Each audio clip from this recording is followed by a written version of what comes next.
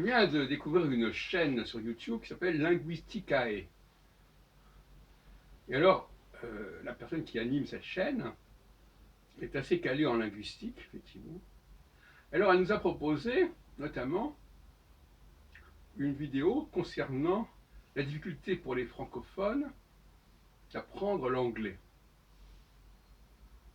J'ai mis cette, cette vidéo, je l'ai écoutée avec beaucoup d'attention. Et malheureusement, ce que je craignais s'est produit. C'est-à-dire qu'il y a une sorte de point aveugle dans le discours de l'animateur, qui est un jeune barbu. Alors il nous parle des difficultés que les francophones ont avec l'anglais, et des facilités aussi. Alors,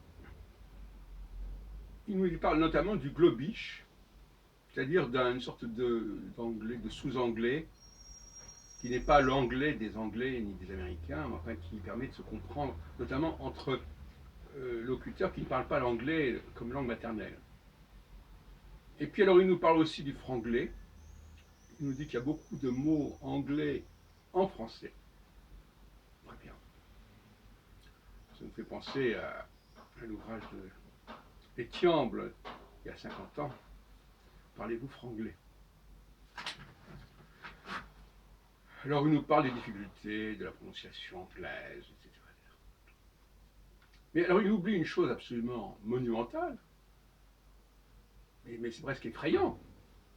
Il oublie de nous parler des milliers de mots français qui sont en anglais.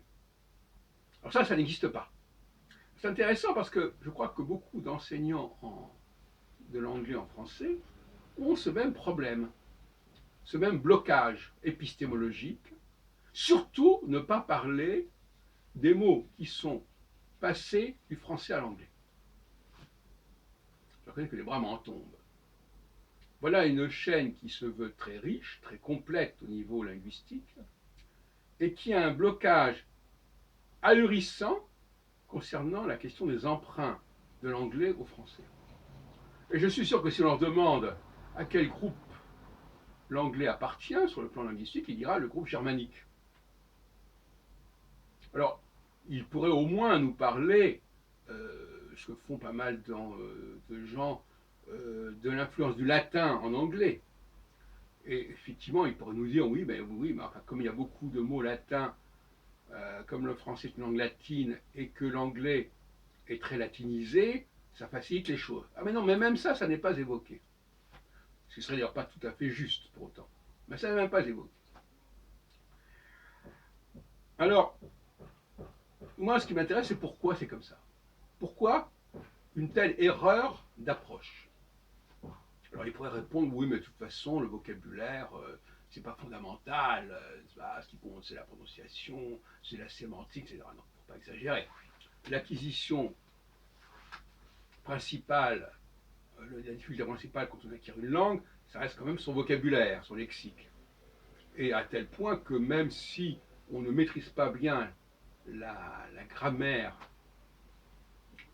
eh ben, on a le lexique, et qu'en plus, si on lit le texte, il n'y a pas de problème de prononciation. Donc, à l'écrit, donc, les Français devraient être extrêmement bons pour comprendre les textes anglais, et les Anglais ne devraient pas avoir de problème majeur à lire des textes en français.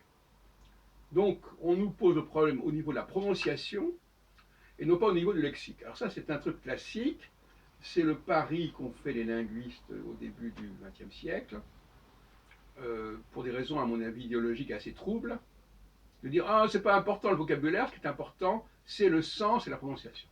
Ben non, moi je dis le problème majeur c'est le vocabulaire, et notamment au niveau de l'écrit.